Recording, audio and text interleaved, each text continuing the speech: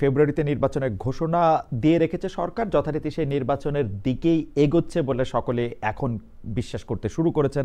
তবে সেই ক্ষেত্রে অনির্বাচিত সরকারের মানে তত্ত্বাবধায়ক সরকারের মাধ্যমে নির্বাচনের ব্যাপারটিও আলোচনায় আসছে। এই সরকারই আসলে তত্ত্বাবধায়ক সরকারের ভূমিকা পালন করবেন কিনা কথা হচ্ছে, তা নিয়েও এইসব নিয়ে আলোচনা করার জন্য, অর্থাৎ নির্বাচনকে সামনে রেখে চ্যালেঞ্জগুলি কি কি, এর মধ্যে গণভোটও আসলে কি রোল প্লে করবে, এগুলি নিয়ে কথা বলার জন্য এখন আমাদের সঙ্গে আছেন বিএনপির তথ্য বিষয়ক সম্পাদক এবং খুলনা ৪ আসনে বিএনপির মনোনীত প্রার্থী, একসময়ের জনপ্রিয় ছাত্রনেতা জনাব আজিজুল বারী হেলাল। হেলাল ভাই আমাদের সাথে খুলনা থেকে যুক্ত হয়েছেন। হেলাল ভাই, আপনি আমাদের সাথে যুক্ত হয়েছেন, সেজন্য আমাদের ধন্যবাদ, কৃতজ্ঞতা ও শুভেচ্ছা জানবেন।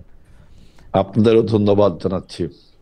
এর সঙ্গে আরো থাকছেন বাংলাদেশ জামাতে ইসলামের কেন্দ্রীয় মজলিসের শুরা সদস্য, ঢাকা ৬ আসনে দলটির মনোনীত প্রার্থী এবং ঢাকা মহানগরী দক্ষিণের সেক্রেটারি জেনারেল অধ্যাপক ডক্টর আব্দুল সহকারী সেক্রেটারি দক্ষিণের সহকারী সেক্রেটারি জেনারেল দক্ষিণের সহকারী সেক্রেটারি জেনারেল অধ্যাপক ডক্টর আব্দুল মান্নান। অধ্যাপক ডক্টর আব্দুল মান্নান, আপনি আমাদের সঙ্গে যুক্ত হয়েছেন, সেজন্য আমাদের ধন্যবাদ, শুভেচ্ছা এবং কৃতজ্ঞতা জানবেন। আসসালামু আলাইকুম। জি, আমরা আমরা হেলাল ভাই এবং মান্নান ভাই, আপনাদের দুজনকেই একই প্রশ্ন কতগুলি করব। এর মধ্যে থেকে প্রথমে আমি আসলে আপনার কাছে আসতে চাই হেলাল ভাই, যে এই প্রশ্নটা মান্নান ভাই আপনার জন্যও থাকবে। আগে আমরা হেলাল ভাইকে একটু শুনে আসি। হেলাল ভাই, আপনি যদি একটু সংক্ষিপ্তভাবে বলতেন যে সরকারের তরফ থেকে আমাদের জানানো হয়েছে যে এই সরকারি নির্বাচনকালীন সরকারের ভূমিকা পালন করবেন, আপনারা এইটাতে সন্তুষ্ট কিনা, নাকি আপনারা সরকারে কোনো অন্তর্ভুক্তি বা বিয়োজন চান? না, আমাদের বক্তব্য হলো যে বর্তমান যে ইউনূস সরকার, অন্তর্বর্তীকালীন সরকার, এটাকে আপনি নির্বাচনকালীন সরকারও বলতে পারেন। এই সরকারের নেতৃত্বেই আগামী নির্বাচন তো হবে। এখানে সংযোজন বিয়োজনের কথা অনেকেই বলেছে, কিন্তু আমাদের বক্তব্য হলো তারা একটা নিরপেক্ষতা দেখাক। তবে প্রশাসনের যে পদায়ন, যে বদলি, যে নিয়োগগুলো হচ্ছে, বা যে আপনার নির্বাচনকে সামনে রেখে এইগুলো নিয়ে কিন্তু আমরা কিছু কথা বলেছি, আপনি ইতিমধ্যে শুনেছেন। যেমন আমরা বলেছি যে রিটার্নিং অফিসার গুলো যদি নির্বাচন কমিশন থেকে দেওয়া হয়, নির্বাচন যে কর্মকর্তাগুলো জেলায় জেলায় আছে, তাহলে কিন্তু নির্বাচন কমিশন একটু শক্তিশালী সংগঠনে পরিণত হয়। কারণ আপনি প্রশাসনকে যদি রিটার্নিং অফিসার দেন, তাহলে নির্বাচন কমিশনেরও কিন্তু কিছু সক্ষমতা ঘাটতি হয়। এইসব বিষয় আপনি দেখেছেন অলরেডি। সুতরাং আমরা এই বিষয়গুলিতে আসবো হেলাল ভাই, তবে আপাতত আপনার সরকারের মধ্যে কোন রকম সংযোজন বিয়োজন এগুলি কোনো কিছু চান না। একসময় আপনারা 2 ছাত্র উপদেষ্টা সহ নিরাপত্তা উপদেষ্টা পদত্যাগের দাবি করেছিলেন, সেই দাবি থেকে তাহলে আপনারা সরে এসেছেন? না, আমাদের দাবি করেছিলাম এবং সেই দাবি থেকে সরে আসছি, এরকম কোনো বক্তৃতা কিন্তু এখনো আমরা দেইনি। আমরা বলেছি যে আপনি সরকারে যদি কোনো উপদেষ্টা থাকে, তিনি যদি আবার নির্বাচন করেন, তাহলে কনফ্লিক্ট অফ ইন্টারেস্ট। আর নিরাপত্তা উপদেষ্টার কথা যেটা বলেছেন, সেটাও আমরা ওই সময় বলেছিলাম। কিন্তু এখন আমাদের সামনে চূড়ান্ত লক্ষ্য হলো একটি সুষ্ঠু, গ্রহণযোগ্য, অ্যাকসেপ্টেবল নির্বাচন। এজন্য আমরা সবকিছুকে উপেক্ষা করে এখন নির্বাচনটাকে আমরা প্রাধান্য দিচ্ছি। সেজন্য সরকারের নিরপেক্ষতাই একটা আমাদের সুষ্ঠু নির্বাচনের পথকে আরো সুগম করবে। ওকে, তার মানে সরকারের তরফ থেকে যে আমাদের জানানো হলো, ধন্যবাদ হেলাল ভাই। আমরা একটু ডক্টর আব্দুল মান্নান আপনার কাছে আসি, যে আমাদের জানানো হয়েছে যে সরকারের তরফ থেকে যে এই সরকারি নির্বাচনকালীন সরকার হিসেবে পালন করবে এবং তার মধ্যে কোনো সংযুক্তি বা বিযুক্তির কোনো সম্ভাবনা তারা এই মুহূর্তে দেখছেন না। আপনারা এই ব্যাপারটা নিয়ে সন্তুষ্ট কিনা, ডক্টর আব্দুল মান্নান? জি, আপনাকে ধন্যবাদ খালেদ ভাই, আমাদের সহ আলোচক, আমাদের শ্রদ্ধাভাজন বড় ভাই আজিজুল বারী হেলাল ভাই, আপনাকেও ধন্যবাদ জানাই। আমাকে কি শোনা যায়? একদম স্পষ্ট শোনা যাচ্ছে মান্নান ভাই, আপনি বলেন। জি জি, থ্যাংক ইউ। তো আপনি যে প্রশ্নটা করেছেন যে এই যে অন্তর্বর্তীকালীন সরকার, এই অন্তর্বর্তীকালীন সরকারের প্রতি আমরা সন্তুষ্ট কিনা। দেখেন, অন্তর্বর্তীকালীন সরকার, আমরা বাংলাদেশের সকল জনগণ মিলেই এই সরকারকে বসিয়েছে। কোন রাজনৈতিক দলের সদিচ্ছা বা ইচ্ছার কারণে এই সরকার গঠিত হয় নাই। তাহলে আমি মনে করি এই সরকার জনগণের সরকার। এটার মাধ্যম দিয়ে আমরা আগামী দিনে একটা অবাধ এবং সুষ্ঠু নির্বাচনের আশা করি। তবে সেক্ষেত্রে এই সরকারের কিছু কিছু আচার আচরণ এবং কর্মপদ্ধতি এই সরকার নিরপেক্ষ কিনা সেই নিরপেক্ষতার বিষয়টাকে অনেক জায়গায় প্রশ্নবিদ্ধ হয়েছে, যার কারণে আমাদের দল সহ সম্ভাবনা যে 8টি দল আছে আমাদের পক্ষ থেকে এখনো পর্যন্ত কিন্তু আমরা কিছু কর্মসূচি নিয়ে মাঠে এখনো আছি এবং সেই কর্মসূচির ভিতরে আমরা আছি। বিশেষ করে লেভেল প্লেইং ফিল্ড তৈরি করার যে বিষয়টা আছে, গণভোটটাকে এখনো আমরা আগে চাই, কারণ বাংলাদেশের সেই সক্ষমতা আমরা গণভোট প্রসঙ্গে এখনো ডক্টর মান্নান আমরা গণভোট প্রসঙ্গে আসব। আমি এরকম এই পর্যায়ে যদি, কারণ অনেকগুলি প্রশ্ন রয়েছে, আপনি যদি এই পর্যায়ে শুধু জানতেন, মানে আমাদের বলতেন যে নিরপেক্ষতা প্রশ্নবিদ্ধ বলছেন, সেটা কি আপনাদের কোনো উপদেষ্টা নিয়ে ঝামেলা, মানে এই কোনো একটা উপদেষ্টার প্রত্যেক চান, নতুন কোনো না, উপদেষ্টা চান? আমরা আমরা আমরা আমরা কখনো কোনো ইন্ডিভিজুয়াল উপদেষ্টার পদত্যাগ চাইনি। হুম। বা সরকার, মানে ডক্টর ইউনূসের আন্ডারে ইলেকশনের ব্যাপারে আপনাদের কোনো আপত্তিও এই পর্যায়ে নাই? না, এই পর্যায়ে আমাদের দল থেকে এরকম কোনো আপত্তি নেই। কিন্তু যে নিরপেক্ষতার কথা আপনারা প্রশ্ন তুলছেন, সেই নিরপেক্ষতা কার ব্যাপারে আসলে? মানে এটা কি ডক্টর ইউনূসের ব্যাপারে এটা নাকি মানে কার এটা ব্যাপারে? এটা এই নিরপেক্ষতার বিষয়টা হচ্ছে গোটা অন্তর্বর্তী সরকারের অবস্থানগত ব্যাপারে। যেরকম লন্ডন বৈঠক হয়েছে, লন্ডন বৈঠকের পরে কিন্তু আমরা আমাদের অবস্থান ব্যক্ত করেছি। লন্ডন বৈঠকের পরে যেভাবে একটা দলের সাথে প্রেস ব্রিফিং হয়েছে, এটা বাংলাদেশের জনগণ সুন্দরভাবে নেয়নি। এটা বাংলাদেশের যে আমাদের পলিটিক্যাল কালচার, এটাকে খেলাপ করেছে। এছাড়াও বিভিন্ন জায়গায় ডিসিশন মেকিং এর ক্ষেত্রে দেখা গিয়েছে যে অনেক জায়গায় অধিকাংশ দলের মতামতকে উপেক্ষা করে একটা দলের প্রতি কিছুটা সমর্থন। অর্থাৎ আপনারা ডক্টর ইউনূসের নিরপেক্ষতা নিয়ে আপনারা প্রশ্ন তুলছেন?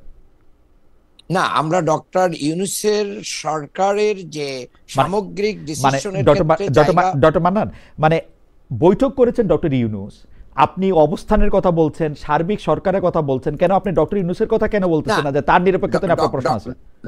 ডক্টর ইউনূসের যে সমালোচনা বা তার ব্যাপারে আমাদের যে বক্তব্য, সেটা কিন্তু আমরা দলীয়ভাবে দিয়েছি, সেটা তো আমরা বলেছি, আমাদের অবস্থান ব্যক্ত করেছি। এখানে তো আমরা কোনো কিছু বলছি না যে অমুকের প্রতি আমাদের ভালোবাসা আছে, অমুকের প্রতি আমাদের নাই, এটা তো আমরা বলছি না। কাজেই আমরা বলতে চাই যে প্রধান উপদেষ্টা তিনি যদি কোনো জায়গায় কি কোনো দিকে হেলে পড়েন, তাকে তো আমাদের বলার সুযোগ দিতে হবে। তার অর্থ এই না যে আমরা তার প্রতি অসন্তুষ্ট বা তার কার্যক্রমে আমরা তার বিরুদ্ধে বলছি, মানে জামায়াতে ইসলামের অবস্থান হচ্ছে আমরা তার বিরুদ্ধে বলছি, কিন্তু তার বিপক্ষে আমরা অসন্তুষ্ট নই।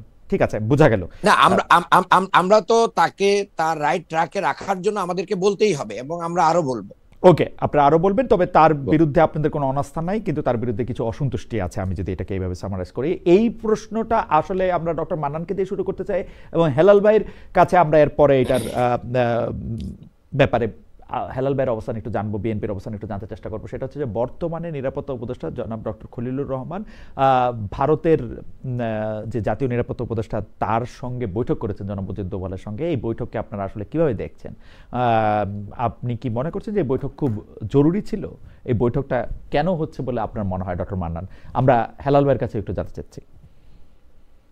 জি, আপনাকে ধন্যবাদ। না, হেলাল ভাই একটু পরে বলবেন, আমরা একটু ডক্টর মান্নানকে শুনি। জি ডক্টর মান্নান। জি, ধন্যবাদ।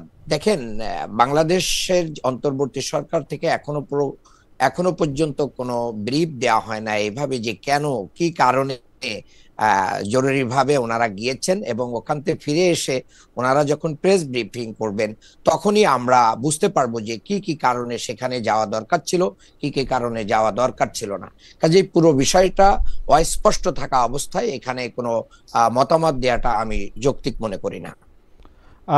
এই ব্যাপারে আমি একটু জনাব আজিজুল বারী হেলাল, আপনার কাছ থেকে জানতে চাইবো যে আপনি বিষয়টাকে কিভাবে দেখছেন, যে বাংলাদেশের জাতীয় নিরাপত্তা উপদেষ্টা ভারতের জাতীয় নিরাপত্তা উপদেষ্টার সঙ্গে বৈঠক করতে দিল্লি গিয়েছেন, এবং সেই ক্ষেত্রে কি বিষয়গুলি নিয়ে আলোচনা হতে পারে বা কি নিয়ে আলোচনা হচ্ছে, তা আপনি কি মনে করেন? কেন গিয়েছেন তিনি সেখানে? এইটা আমি দেখলাম যে আপনার কলম্বো সিকিউরিটি কনক্লেভ একটা অনুষ্ঠান, এটা নয়াদিল্লির ফরেন সার্ভিস একাডেমিতে হচ্ছে। আমি দেখলাম এটা একটা বৈঠক হচ্ছে দুই দেশের নিরাপত্তা উপদেষ্টা এবং আরো অন্য দেশেরও নিরাপত্তা উপদেষ্টারা মনে আছে সেখানে। আমি আজকে পত্রিকায় দেখলাম যে বলছে যে বাংলাদেশ তার আভ্যন্তরীণ নিরাপত্তা এবং আভ্যন্তরীণ ব্যাপারে অন্য কারো হস্তক্ষেপ কামনা করে না। তার মানে আগে হস্তক্ষেপ হয়েছে, সুতরাং এই বিষয়টা আমাদের নিরাপত্তা উপদেষ্টা যেটা বলেছে, এটা আমি তার সাথে একমত হই, যে আমাদের আভ্যন্তরীণ বিষয়ে, আমাদের রাজনীতির বিষয়ে, আমাদের নিরাপত্তা বিষয়ে আমাদের বক্তব্যটাই আর কি প্রধান হয়ে উঠবে। আমরাই আমাদের নিরাপত্তার কথা বলবো। এজন্য আমাদের দেখবেন যে পররাষ্ট্র নীতিতে আমরা একটা কথা বলেছি যে সবার আগে বাংলাদেশ, অর্থাৎ ওই যে friends to all malice two নান, এই নীতির থেকে কিন্তু বিএনপি যে পরিবর্তন ঘটাবে, সবার আগে বাংলাদেশ, তারই একটা প্রতিধ্বনি যদি মনে হয় আজকের এই বক্তব্যটাকে। আপনি আবার বলতে পারেন তাহলে কি নিরাপত্তা উপদেষ্টা আপনাদের ফরেন পলিসিতে কথা বলছে? আমি ব্যক্তিগতভাবে মনে করি তিনি আজকে যে কথাটা এটা বলেছেন, তো একটু মনে করার কারণই আছে যে হঠাৎ করে ডক্টর খলিলুর রহমান বিএনপির অনেক প্রিয় হয়ে উঠেছেন, যে ডক্টর খলিলুর রহমানের না আমাদের প্রিয় হয়ে, আমি তো এই জন্যই বলছি খালেদ ভাই যে আপনি এটা বলবেন আমি জানি, যে উনি, আমি পত্রিকার হেডলাইন দেখে বলছি। কারণ খেয়াল করেন হেলাল ভাই, এই ডক্টর খলিলুর রহমানকে উপদেষ্টা পরিষদে থাকতেই দেওয়া হবে না। এখন হচ্ছে ডক্টর খলিলুর রহমান হচ্ছে বিএনপির সবচেয়ে প্রিয় উপদেষ্টাদের একজন। আমার কোনো অসুবিধা নাই। এটা কিন্তু খালেদ ভাই, আমি কিন্তু আমার কথায় যদি আপনার এটা মনে হয় তাহলে আমি মনে করছি আপনি আমাকে, আপনি আমার ভুল হচ্ছে। আমি বলছি যে পত্রিকা রিপোর্ট দেখলাম যে বলছে যে আভ্যন্তরীণ বিষয়ে হস্তক্ষেপ করার নীতি মেনে চলার জন্য দুই পক্ষকে আহ্বান জানিয়েছে। আমি সেখানে বলছি যে বিএনপি এইটা বিশ্বাস করে। এখন বিএনপির এই বিশ্বাসের সাথে উনার কথা যদি মিলে যায়, তাহলে তো আপনি বলতে পারবেন উনি আমাদের না। খালিদ ভাই, এই ব্যাপারে আমাকে একটু টাইম দিবেন। জি জি, একটু ছোট করে যদি বলেন ডক্টর মান্নান। জি জি, আসলে বাংলাদেশ জামাত ইসলামী বরাবরের মতোই কিন্তু ন্যায্যতার ভিত্তিতে বাংলাদেশের সাথে প্রতিবেশীদের সম্পর্কের কথা বলে। আমরা আরো খুশি হতাম যে উনি যেরকম ন্যায়ানুগ এবং বাংলাদেশ তার অবস্থান ব্যক্ত করবে, কিন্তু সম্প্রতি ঘটে যাওয়া যে বন্দি বিনিময় চুক্তি কিন্তু আমাদের সাথে ইন্ডিয়ার আছে, এ ব্যাপারে উনি কোনো কথা বলেছেন কিনা এটা আমাদের জানা নেই। আর আমাদের ভাইয়েরা সবসময় বলেন, কখনো পক্ষে বলেন কখনো বিপক্ষে বলেন, সুবিধা যেদিকে পান সেদিকে দেখে বলেন। এই সরকারকে কিন্তু ওনারা বারবার অনির্বাচিত সরকার বলেছেন এবং নিরাপত্তা, হ্যাঁ এখনো বলেন, আবার তাদের পরে আস্থা রেখেই আপনারা মানে সেই নির্বাচন তাকে করতে চান। আমার মনে হয় এই তর্কটা একটু আলাদা। বিকল্প কিছু নেই। তুমি যদি এখন এই সরকারকে বাদ দাও, তাহলে বাংলাদেশের গণতন্ত্র, সরকার ভবিষ্যৎ কোন দিকে যাবে? হেলাল ভাই, আমার কাছে মনে হয় যে এই তর্কটা আমরা একটু যখন একটু সামনের দিকে যাব তখন বলবো। কিছু প্রশ্ন আপনাদের জন্য কমন রয়েছে, সেই প্রশ্নগুলো আমি একটু করে দিই। আমি মনে করি যে এখানে বাংলাদেশের আদালত কর্তৃক ঘোষিত আসামিদের ব্যাপারে আলাপ আলোচনা থাকার প্রয়োজন ছিল।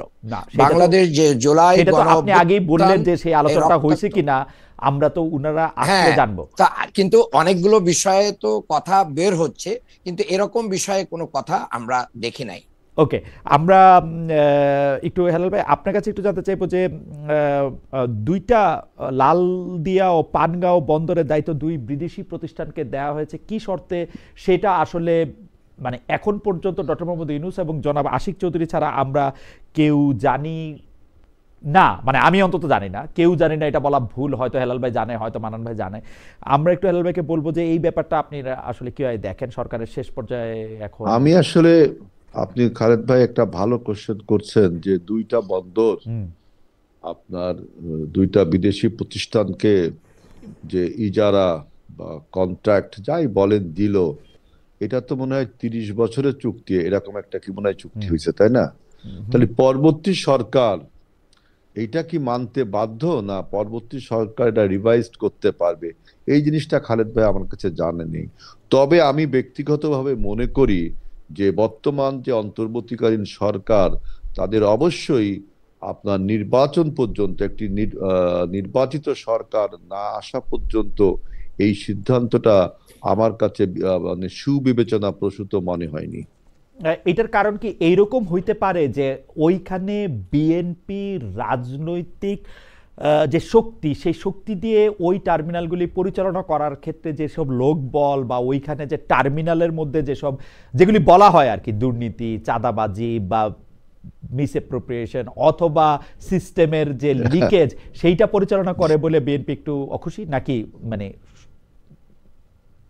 না না, অখুশি না। আমি আমি আমার কথাটা আপনি বোঝেন যে এটা সরকার আপনার লিজ দিয়েছে দুটি বিদেশি প্রতিষ্ঠানকে। হুম। সুতরাং এই লিজে আমাদের দেশের লোকের কি লাভ হবে, কি ক্ষতি হবে, এই তথ্য আচ্ছা উপাত্ত আমার জানা নেই। আচ্ছা, এইবারে আমি আমি পরিষ্কার, বলছি যে এই পরিষ্কার সরকার যে মানে এটা তথ্য সরকার এটা বিবেচনা প্রসূত হয়নি। এটা উচিত ছিল একটা নির্বাচিত সরকার আসার পরে তিনি সিদ্ধান্ত নিতেন, তাহলে জনগণের সিদ্ধান্ত হতো। এখন লাভ যদি কোনো কিছু হয়েই থাকে তাহলে তো এই অন্তর্বর্তীকালীন সরকারের হবে, আহ, এখানে তো বিএনপির বা অন্য দলের হওয়ার কোনো প্রশ্নই ওঠে না। আমি একটু ডক্টর মান্নান এই প্রসঙ্গে আপনাকে জানতে চাইবো যে লালদিয়া টার্মিনাল 30 বছর, পানগাঁও 22 বছর ব্যবস্থাপনার দায়িত্বে থাকবে ডেনমার্ক ভিত্তিক প্রতিষ্ঠান একটি এবং সুইজারল্যান্ড ভিত্তিক প্রতিষ্ঠান একটি। এই ব্যাপারটা আপনি আসলে কিভাবে দেখেন, ডেনমার্ক, সুইজারল্যান্ড, পানগাঁও এবং দেখেন, এ ব্যাপারে আমাদের দলীয় অবস্থান পরিষ্কার করা হয়েছে। সেখানে জামাতের পক্ষ থেকে উদ্বেগ প্রকাশ করা হয়েছে। এটা আমরা আগেও একটি বিষয়, স্পর্শকাতর বিষয় ছিল, হিউম্যানিটেরিয়ান করিডোর যেটা দেওয়ার জন্য সরকার উদ্যোগ নিয়েছিল। আমরা সে বিষয়েও আমাদের অবস্থান ব্যক্ত করেছি। বাংলাদেশের নিরাপত্তা স্থিতিশীলতাকেই সবার আগে আনতে হবে। এরপরে যদি এই চুক্তির মাধ্যম দিয়ে বাংলাদেশের উন্নতি অগ্রগতি হয়, সেই বিষয়টাকে জাতির সামনে স্পষ্ট করে সবার মতামত নিয়ে করলে এটা সুন্দর হতো। সবার মতামত নিয়ে এটা করলে এটা সুন্দর হতো, তার মানে যে এই সরকার আসলে আমরা উদ্বেগের কথা কিন্তু জানিয়েছি, মানে আমাদের দলীয়ভাবে কি মনে করেন যে উদ্বেগ জানানো মানে হয়েছে। আপনার কাছেই জানতে চাইতেছি যে দলীয়ভাবে আপনার উদ্বেগের কথা জানিয়েছেন, আপনার কাছে কি মনে হয়, হেলাল ভাই সরাসরি বললেন যে এই কাজটা আসলে এই সরকার না করা উচিত হতো, আপনারাও কি সেরকমই মনে করেন কিনা যে একটা নির্বাচিত সরকার সেরকম মনে করার কারণেই এই উদ্বেগটা জানানো হচ্ছে, না হলে তো আমরা বলতাম যে না, ঠিকই করেছে। ওকে, এই প্রশ্নটাও আমি একটু ডক্টর মান্নান আপনাকে আমি একটু, খালেদ ভাই আমি একটু কথা বলি। দেখেন, হেলাল ভাই, আমরা যারা রাজনীতি করি, আমরা যদি শুধু উদ্বেগই প্রকাশ করি, আমরা একটা সমস্যার কথা বলি, যদি সলিউশন না দেন তাহলে আমি দেশটা চালাবেন কি করে?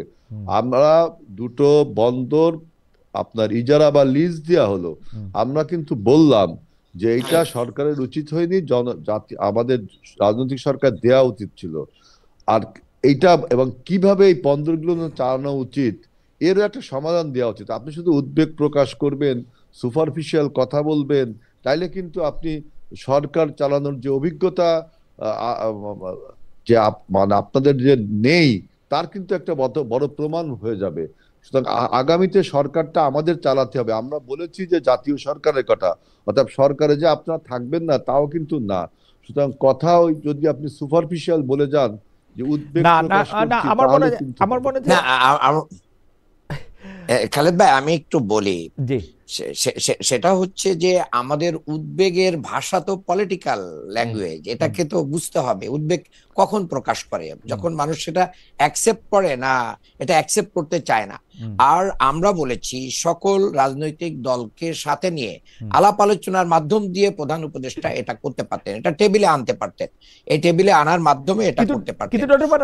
কিন্তু ডক্টর মান্নান, জামায়াতের এই প্রতিবাদটাকে একটু সফট মনে হয়েছে কিনা, মানে মনে হয়েছে কিনা যে না, মানে কারণ অন্য ক্ষেত্রে যেমন জামাত দৃঢ়ভাবে একটা প্রতিবাদ করে অন্য কোনো অন্যায়ের ক্ষেত্রে, এইটাকে আমি আসলে আপনাদের যেটা আনুষ্ঠানিক প্রতিবাদ সেটা একটু দেখতেছিলাম, সেটা একটু সফট মনে হয় কিনা, মানে ডক্টর মান্নান আমার কাছে মনে হয় যে জামায়াত যেটা খারাপ মনে করে সেটার ব্যাপারে কিন্তু আসলে সে দৃঢ় অবস্থান নেয়, আর যেটার ব্যাপারে সে একটু মানে you know better than me actually, আমি শিওর যে আপনি আচ্ছা বিএনপি কে কোনো কর্মসূচি দিয়ে না, কর্মসূচির প্রসঙ্গে আমি আসতেছি না। বিএনপি তো দুইজন খালেদ ভাই সমস্যা, আমি একটু মান্নান বলি, জামাত আসলে এখন একটা রিফর্মিস্ট দলে পরিণত হয়েছে, এই জন্য আর কি কথাগুলো এখনো ক্লিয়ার না কিন্তু হেলাল ভাই জামায়াতকে গালি দেওয়া যত সহজ রিফর্মিস্ট বা অন্য ফরমিস্ট বইলে, আচ্ছা গালিটা ভালো যত বলা, রিফর্মিস্ট যত বলা সম্ভব ভালো, একজন রিফর্মার মানে ভাইরা এই রিফর্মটা মেনে নিতে পারছে না, কিন্তু বিএনপি অনেক কষ্ট হচ্ছে ভাইদের। আচ্ছা ঠিক আছে, আমি অন্য প্রসঙ্গে আসি, আমি আরেকটা প্রসঙ্গে আসি, এটা খুবই ভালো যে এই একটু গণভোট প্রসঙ্গে একটু কথা বলি, যে গণভোট ফেব্রুয়ারিতে জাতীয় নির্বাচনের দিন গণভোট হবে। আমি একটু ডক্টর আব্দুল মান্নান আপনাকে জানতে চাই এই নিয়ে দলের কোনো প্রচারণা থাকবে কিনা, থাকলে হ্যাঁ কি না, কোন দিকে ভোট দিতে বলবেন দলীয় কর্মী সমর্থক সহ সারা দেশের ভোটারদের। ডক্টর আব্দুল মান্নান। এটা তো সুস্পষ্ট। আমার মনে হয় আমাদেরকে এই প্রশ্ন করাই অবান্তর যে আমরা কিসের পক্ষে নিব। আমাদের এতদিনের কর্মকাণ্ডই জাতির সামনে স্পষ্ট হয়েছে যে আমরা কি হার পক্ষে থাকবো। আমরা এই সংস্কারের পক্ষে, এই সংস্কারের জন্যই আমরা সবচেয়ে বেশি আন্দোলন করেছি। যারা এই 5ই আগস্টের পরে 7 তারিখে নির্বাচন চেয়েছে, যেন তেন ভাবে নির্বাচন চেয়েছে, ইন্ডিয়া নির্বাচন চেয়েছে, আওয়ামী লীগ নির্বাচন চেয়েছে, অন্যরাও নির্বাচন চেয়েছে রিফর্ম ছাড়া, তারাই বরঞ্চ এটাকে বাধাগ্রস্ত। ইতিমধ্যে আমাদের বন্ধুরা অনেকে রিফর্মটা যেভাবে সেট করা হয়েছে, গরম করে ফেলেছে, রিফর্মটা যেভাবে সেট করা হয়েছে, হ্যাঁ আমরাও এটা বুঝতে পারতেছি, এটা জামায়াত একটু খুশি হয়েছে গণভোটটায়, কিন্তু আমরা খুশি হচ্ছে না ভোট, কিন্তু ইতিমধ্যে আমাদের ভাইরা প্রচারণা না, ভাইদের প্রচারণা বাদ দিলাম, মানে রিফর্মটা যেরকম 4টা ইয়ার একটা প্যাকেজে আসছে, সেই প্যাকেজটা আপনারা ঠিক মনে করতেছেন, মানে ইটস ওকে? প্যাকেজ তো এখন যেভাবে আসছে, এই প্যাকেজটাকে আমরা আরো কিছু যদি এই প্যাকেজের ভিতরে ঢুকাই দেওয়া যেত, তাহলে রিফর্মটা আরেকটু সুন্দর হতো। ওকে ওকে, পরিষ্কার। জাতীয় নির্বাচনের দিন গণভোট হবে, আপনারা সেরকমই চাইছিলেন হেলাল ভাই। এই নিয়ে দলীয় প্রচারণা থাকবে কিনা, আপনারা হা নাকি না কোন দিকে ভোট দিতে বলবেন দলীয় কর্মী সমর্থক সহ দেশের ভোটারদের? আমি প্রথমে একটা কথা বলতে চাই যে জাতীয় নির্বাচন গণভোট একদিনে হবে, এটা আমরা চাইছিলাম, এটা ঠিক, কিন্তু আমরা চাইছিলাম এই জন্য সরকার করছে, এই কথাটা কিন্তু ভুল। আমাদের সাথে আরো রাজনৈতিক দলও চাইছে। এটা কাকতালীয়, তাই না? না না, আমি বলছি যে পলিটিক্যাল মেসেজটা দেখেন, আমরা একারা চাই, আরো রাজনৈতিক দলও চাইছিল। শুধুমাত্র জামাত এবং 5 দল, মানে জামাতের নেতৃত্বে যে 5টা দল, এবং এনসিপিও কিন্তু চাইছিল। 5টা না 8টা ভাই, একটু ভুল বলছেন। আচ্ছা 8টা ধরলাম, 10টা, কিন্তু মেজরিটি দল চাইছিল যে মেজরিটি মানে সংখ্যা, মানে ইন টার্মস অফ নাম্বার, এটা ঠিক। আপনার সবাই চাইছিল যে একদিনে যেন নির্বাচনটা হয়, এবং তার কারণ হিসাবেও বলছিল যে ভোটের টার্ন ইন কত হবে, টার্ন আউট কত হবে, তারপরে আপনার সাশ্রয়, এইসব কারণ বলা হয়েছিল। এখন আপনি বলছেন যে না ভোট এবং হা ভোট, মান্নান বলার চেষ্টা করছে যে আমাদের কোনো একজন এমপি প্রার্থী ফারুক ভাই খুব সম্ভব, তিনি মনে হয় ওই যে ফেসবুকে একটা নিউজ আসলো, আমি জানি না এটা উনি বলছেন না এআই জেনারেটেড, যদি উনি বলেও থাকে, তারপরে আমি বলছি দেখেন, আমি যেমন ব্যক্তিগতভাবে হা ভোটের পক্ষে, যে জুলাই সনদ এটা যেন হা ভোট হয়, এটা আমি পক্ষে। এখন আরেকজনকে যে না হলে আপনি তাকে কিন্তু ভর্ৎসনা করতে পারেন না।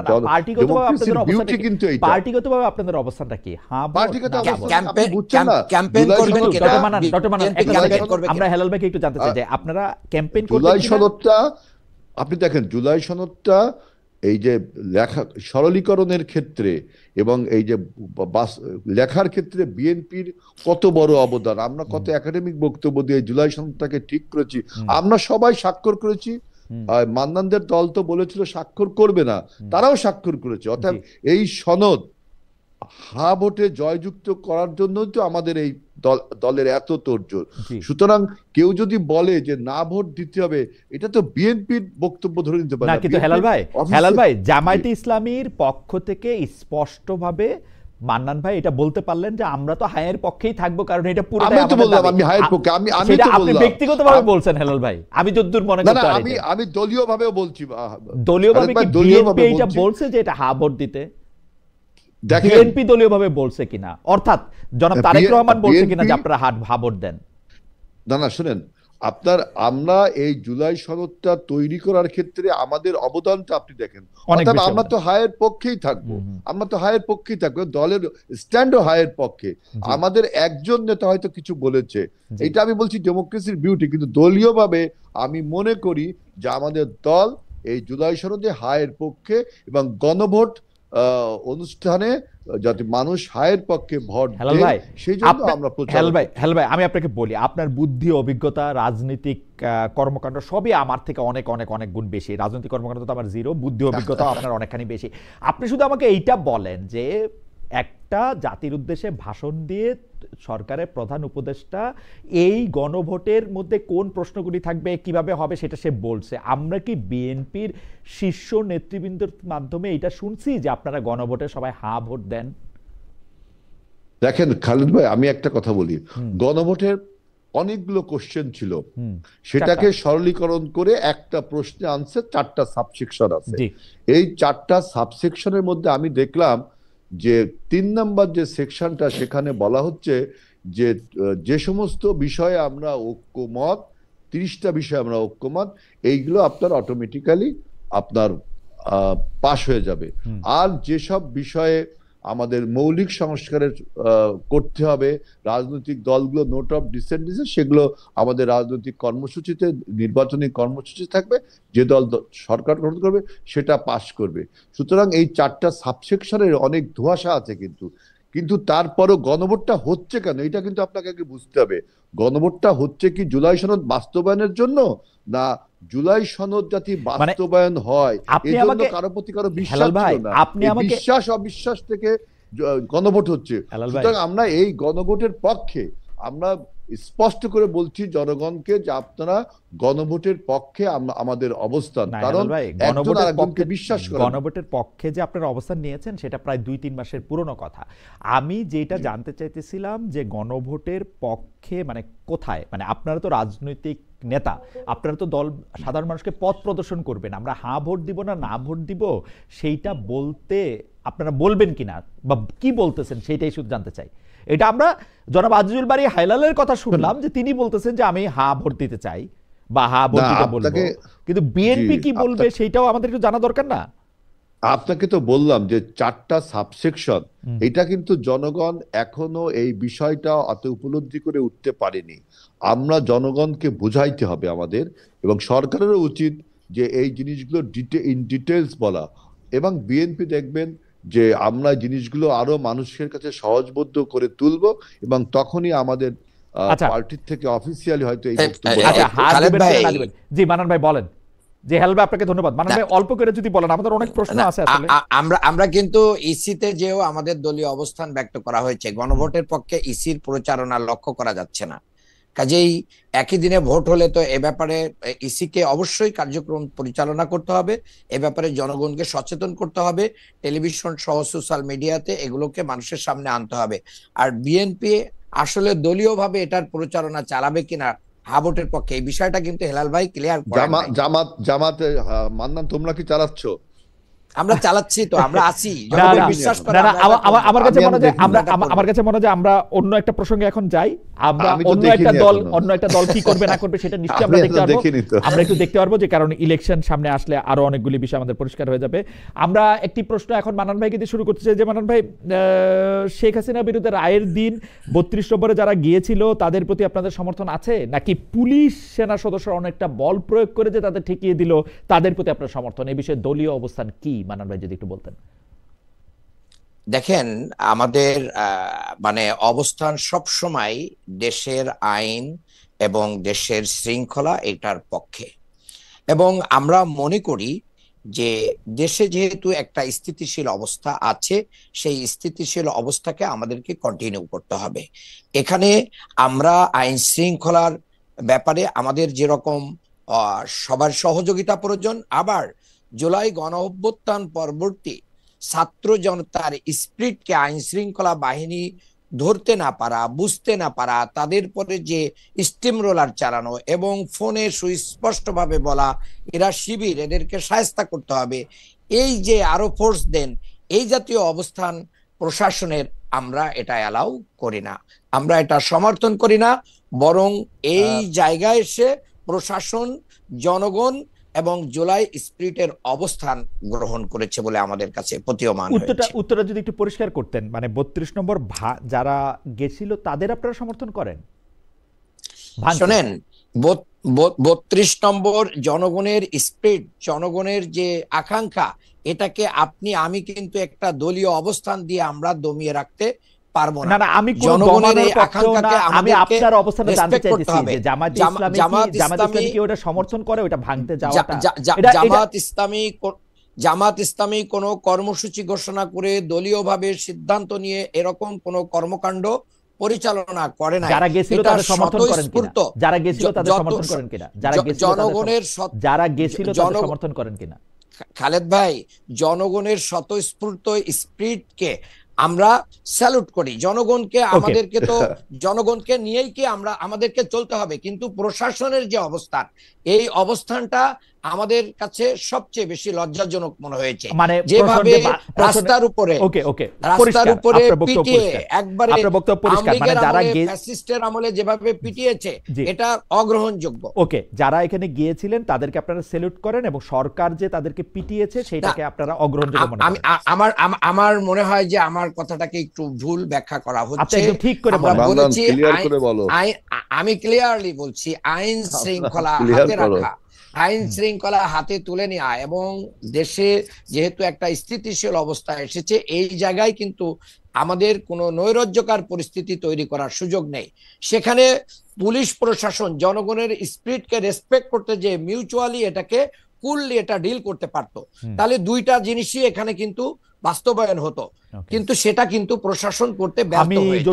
আমি যতটুকু বুঝলাম যে যেখানে তারা গিয়েছিল সেটা আইন হাতে নেওয়া তাদের ঠিক হয় নাই, কিন্তু জনগণের উপরে পুলিশের বল প্রয়োগ ঠিক হয় নাই। ঠিক ছিল, পুলিশের যাওয়াটা ঠিক ছিল, এটা তাদের স্পিরিট, এটা তাদের আকাঙ্ক্ষা। ওকে, এটাকে সুন্দরভাবে ডিল করলে কিন্তু দুইটা জায়গায় এখানে দেশটা সুন্দরভাবে সরকার বল প্রয়োগ করছে, ওইটা ঠিক হয় নাই। অবশ্যই ঠিক হয় নাই। যারা গেছিল তারা ঠিক, এবং এটা যাওয়াটা ঠিক ছিল না, তারা তো যেতেই পারে। যাওয়ার পরে আমরা যদি তাদেরকে সুন্দরভাবে হ্যান্ডেল করতে পারতাম, তাহলে তো এই অনাকাঙ্ক্ষিত পরিবেশ তৈরি হতো না। ওকে, আমার মনে হয় যে আপনার বক্তব্য পরিষ্কার। যাওয়াটা ঠিক ছিল, কারণ হচ্ছে এটা হচ্ছে স্পিরিট, আর সরকার যে বল প্রয়োগ করে তাদের স্পিরিট থেকে গিয়েছে, এটা তো কোনো দলের ডিসিশনে তারা যায় না। আপনার কাছে মনে হয়েছে যে সরকার জনগণের স্পিরিটের বিপক্ষে কাজ করেছে? ছোট করে যদি মাঝে মাঝে করতেছে, এই ঘটনায়, এই পার্টিকুলার ঘটনায় করছে তার বিরুদ্ধে, তাই তো? এই পার্টিকুলার ঘটনায় সংশ্লিষ্ট যারা জড়িত ছিলেন তারা এখানে জুলাই সংশ্লিষ্ট জড়িত বলে তো কিছু নাই, কারণ সংশ্লিষ্ট জড়িত বলে তো কিছু নাই। আমরা দেখি যে এটা আসলে উপর থেকে অর্ডারগুলি আসে। হাওয়েভার আপনার বক্তব্য পরিষ্কার। উপর থেকে হলে কি প্রধান উপদেষ্টা বলবেন আপনি? আর কাকে বলবো? আর কাকে বলবো? না, এই জাতীয় জায়গা মনে হয় এভাবে মিন করে না খালেদ ভাই। তাহলে কি কোন পর্যন্ত? মানে শুধু মানে এটা তো পুলিশ প্রশাসনকেই বোঝানো হয়েছে। ওই জায়গাটা ডিসি, শুধু ওই জায়গাটা ডিসি, ওই জায়গার ডিসি তো তার বক্তব্য তো ভাইরাল হয়েছে, তিনি তো একবারে ক্লিয়ার। না, ওই জায়গাটা ডিসি এই অর্ডারটা নিছেন কার কাছ থেকে? পুলিশ কমিশনারের কাছ থেকে, আইজি? এটা উনাকে জিজ্ঞেস করা উচিত, উনি কি উপদেষ্টা লেভেল থেকে? আপনার কাছে কি মনে হয়? আপনার কাছে কি মনে হয়? আপনার কাছে কি মনে হয়? আমার কাছে মনে হচ্ছে উনার ইমিডিয়েট বস থেকেই উনি নিয়েছেন। আর ইমিডিয়েট বস ইন্ডিপেন্ডেন্ট সিদ্ধান্ত নিয়েছেন? ইমিডিয়েট বস তো এটা ডিএমপি কমিশনার ইন্ডিপেন্ডেন্ট সিদ্ধান্ত নিয়েছেন, মানে ডিএমপি কমিশনার এটা ইন্ডিপেন্ডেন্ট সিদ্ধান্ত, সেটা তো ওনারাই বলতে পারবেন কোথা থেকে আমার মনে হয়। ডক্টর মান্নান, আমি যতদূর জানি এইসব ক্ষেত্রে সরকার প্রধানের বা যিনি স্বরাষ্ট্র মন্ত্রণালয়ের দায়িত্ব থাকেন তার সাথে আলোচনা করে এইসব সিদ্ধান্ত নেওয়া হয়। এই ব্যাপারটা কোনোভাবেই একজন, কারণ এর আগের বার যখন 32 নম্বর ভাঙা হয়েছে সরকারের সিদ্ধান্তেই তখন কিছু বলা হয় নাই, এইবার সরকারের সিদ্ধান্তেই সেটা আটকানো হয়েছে। এটা হচ্ছে আমার পরবর্তীতে কিন্তু ছাত্র জনতা সেখানে গিয়েছে, ছাত্র জনতা ওইবারও গেছে, কিন্তু সুন্দর দেখায় নাই। ছাত্র জনতা ওইবারও গেছে। তাহলে আমাদের বোঝা উচিত ছিল যে জনগণের আকাঙ্ক্ষাও আমাদেরকে ঠিক রাখতে হবে এবং আমাদের আইন শৃঙ্খলাও ঠিক রাখতে হবে। আমার মনে হয় যে আপনারা যখন সরকারে আসবেন আপনারা নিশ্চয়ই বিষয়টা মনে রাখবেন। আমি একটু জনাব আজিজুল বারী হেলালের কাছে যাই। জনাব আজিজুল বারী হেলাল, আপনারা কি মনে করেন তাদের প্রতি আপনাদের সমর্থন আছে কিনা যারা ভাঙতে গিয়েছিল এবং যারা পুলিশ প্রশাসন সেনা সদস্যরা অনেকটাই বল প্রয়োগ করছে? এর আগে আমরা কোনোদিন বল প্রয়োগ করতে দেখি নাই। হঠাৎ করে এই যে 32 নম্বর এখন অর্ধ ভাঙা প্রায় ভেঙে চুরে অবস্থায় আছে, সেইটাকে রক্ষা করার জন্য এরকম বল প্রয়োগ করার মানে কি আসলে? আমি আপনার এই প্রশ্নের উত্তর আমি একটু রাজনৈতিক ভাষায় দিতে চাই। মান্নান যেটা বললো সেটা হলো শ্যাম রাখি না কুদ রাখি। কারণ আমি দেখেছি যে আওয়ামী লীগের ভোটটা যে ভোটের মাঠে এখন ট্রাম্প কার্ডে পরিণত হয়েছে, সেইটা কিন্তু মান্নানের ভাষায় স্পষ্ট হয়ে উঠেছে। এই জন্য বলছি যে আমি রাজনৈতিক বক্তব্যটা দিতে চাই যে আপনি জানেন যে রাশিয়ার যখন আপনার পেরেস্ত্রোইকা এবং গ্লাসনোস্ট হলো, তখন লেনিন মতো মানুষের মূর্তি কিভাবে সরকার ভেঙেছিল, জনগণ কিন্তু ভেঙেছিল না। আপনি সাদ্দাম হোসেনের পতনের পরে তার মূর্তি কিন্তু ওই সময়ের ইন্টারিম গভর্নমেন্ট সেটা ভেঙেছিল। ইভেন আপনি জানেন স্বাধীনতার পরে ইকবাল হলের নাম আমাদের সার্জেন্ট জহুল হক হলের নামে হলো। জিন্নাহ হলের নাম, জিন্নাহ কিন্তু পাকিস্তানের প্রতিষ্ঠাতা, তার নাম পরিবর্তন হয়ে আমাদের অনেক হলো। প্রশ্ন আছে, আপনি যদি উত্তরটা না আমি একটু বলি, এই প্রশ্নের উত্তর আমাকে এভাবে ভাই দিতেই তো হবে। ইতিহাসে হারিয়ে যাচ্ছে। এরপরে না বলতেই হবে, জি। সুপারফিশিয়াল কথাবার্তা বলে কিন্তু রাজনীতি হয় না। না, জি জি, রাজনীতিকে বলেন তোমাকে বলেন বলতে বলেন, হবে। বলেন। আপনার জিন্নাহ হল আপনার হয়ে গেল সূর্য সেন হল, আপনার জিন্নাহ এভিনিউ হয়ে গেল আমাদের দেশের এক নেতার নামে। সুতরাং আপনি যদি এই আওয়ামী লীগকে ফ্যাসিবাদ মনে করেন এবং আওয়ামী লীগ যে সমস্ত প্রতীক নিয়ে ফ্যাসিবাদ তৈরি করেছিল, যে ফ্যাসিবাদের সমস্ত প্রতীক এটা থাকবে কি থাকবে না সরকারকে কিন্তু সিদ্ধান্ত নিতে হবে। এটা আপনি ঢাক ঢাক গুড় করে রাজনৈতিক দলের উপর চাপিয়ে দিয়ে আবার রাজনৈতিক দলগুলো ওই যে বললাম যে ভোটের মাঠে ট্রাম্প কার্ড হিসেবে ব্যবহার করার জন্য মান্নানের মতো আপনি না সাম রাখি না কুল রাখি তা বললে হবে না। আমি এই জন্য ইতিহাস থেকে উদাহরণগুলো দিলাম। সুতরাং বর্তমান যে আমি একটা বিনীত প্রশ্ন করতে পারি? আপনি আমি একটা বিনীত প্রশ্ন করতে পারি? আপনি কারে রাখলেন, শ্যামরে রাখলেন না কুলরে রাখলেন? আমি তো এটা বুঝলাম। আমি তো বললাম যে আপনি যদি শেখ মুজিবের এই সমস্ত স্মৃতিকে এইগুলোকে যদি আপনি মনে করেন যে ফ্যাসিবাদের প্রতীক এবং এখান থেকে ফ্যাসিবাদের উৎপত্তি হয়েছে, তাহলে কি ফ্যাসিবাদের এই প্রতীকগুলো থাকা উচিত? অবশ্যই উচিত না। তাহলে সরকারের সেটা সিদ্ধান্ত নিতে হবে। কেন জনগণকে সরকারের সিদ্ধান্ত ঠিক আছে, রাজনৈতিক দল হিসেবে আপনার সিদ্ধান্ত কি সেটা আপনি বলেন। যেমন মান্নান ভাই, আমি যেটা বুঝলাম যে মান্নান সাহেব এটা স্পষ্ট বলতে পারলেন যে তিনি মনে করেন যে এটা জনগণের স্পিরিট, জনগণের এখানে যাওয়াটা ঠিক আছে, পুলিশের বল প্রয়োগ করাটা ঠিক নাই, এটা একটা এমিকেবল সলিউশনের মাধ্যমে তাদের বুঝায় শোনায় ফেরত দেওয়া দরকার ছিল। উনি যে জনগণের কথা বললেন, এই দেশে বিএনপি, আওয়ামী লীগ, জামাত, জাতীয় পার্টির যে পার্সেন্টেজ ভোটের বা সমর্থনের পার্সেন্টেজ, সেখান থেকে আপনি টোটাল জনগণকে রিপ্রেজেন্ট করছেন তা না। এটা এমন একটা বিষয় যে আপনি আগে মনে করতে হবে যে শেখ মুজিবের যে রেলিক গুলো আছে, যে স্মৃতিচিহ্ন গুলো আছে, এইগুলোর উপরে ভর করে দাঁড়িয়ে যে ফ্যাসিবাদের কায়েম হয়েছে। সুতরাং যদি এটা মনে করেন, সরকার মনে করে, রাজনৈতিক দলগুলো তো মনে করেছে বিধায় 24-এর গণ অভ্যুত্থানটা হলো। এখন এইটাকে আপনার 24-এ গণ অভ্যুত্থান তো একজন শাসকের উপর, একজন অন্যায়কারীর উপর 15 বছর ধরে ভোট চোরের উপর হয়েছে। না এইটা কিন্তু এবং শেখ মুজিবুর রহমান এবং শেখ হাসিনা দুই দল করতেন। শেখ হাসিনা তো শেখ মুজিবুর রহমানের কথা মানে নাই, শেখ মুজিবুর রহমানের দল ছিল বাকশাল। সেটা আপনার ব্যাখ্যা, কিন্তু দেখেন 24 না সেটা আপনি রাজনৈতিক দল হিসেবে আপনি বলেন, আপনি রাজনৈতিক দল হিসেবে আপনি চান যে এই লক্ষণগুলিকে ফেসিবাদের লক্ষণ হিসেবে চিহ্নিত করে এটাকে ঘুরাই দেওয়া হোক, এটা আপনি রাজনৈতিকভাবে চান কিনা সেটা আপনি বলেন। আমি বলছি যে আপনাকে আগে ঠিক করতে হবে, যে এই যে খালেদ ভাই আমাকে আপনি বলবেন, ডক্টর মান্নান বলবেন, ফ্যাসিস্টের কোন ফ্যাসিস্টের স্মৃতিচিহ্ন হিসাবে আপনি বিবেচনা করেন কিনা? জনগণ করছে, বিএনপি কি মনে করে? বিএনপি কি মনে করে? না শুনেন, 24-এর গণ অভ্যুত্থানের পক্ষে 24-এর গণ অভ্যুত্থান শেখ হাসিনার এগেইনস্টে হয়েছে, এই সব চিহ্নের এগেইনস্টে শেখ হাসিনার এগেইনস্টে, এইটা কিন্তু ঠিক না। 24-এর গণ অভ্যুত্থান হয়েছে আওয়ামী ফ্যাসিবাদের বিরুদ্ধে, আওয়ামী তন্ত্রের বিরুদ্ধে। সেই আওয়ামী তন্ত্রের অগ্রনায়ক ছিল শেখ হাসিনা, ক্যাপ্টেন চৌধুরী। আমার কাছে কিন্তু আমি কিন্তু এটা বিনয়ের সাথে, কারণ শেখ হাসিনা আওয়ামী লীগারদের সম্পর্ক বলতো, তাকে ছাড়া নাকি সব আওয়ামী লীগের লোকজনকে কেনা যায়, সেটাও তাদের নিজস্ব ব্যাপার। কিন্তু নিজস্ব ব্যাপার না তো, শেখ হাসিনা আওয়ামী লীগই কই করলো, শেখ হাসিনা কি বললো তার দলকে, এটা তো তাদের আভ্যন্তরীণ ব্যাপার। কিন্তু আমরা জনগণ দেখেছি যে আওয়ামী লীগের নেতৃত্বে শেখ হাসিনা যে তার নেতা ছিলেন, তা সে আওয়ামী একটা দুঃশাসন, আওয়ামী একটা ফ্যাসিবাদ।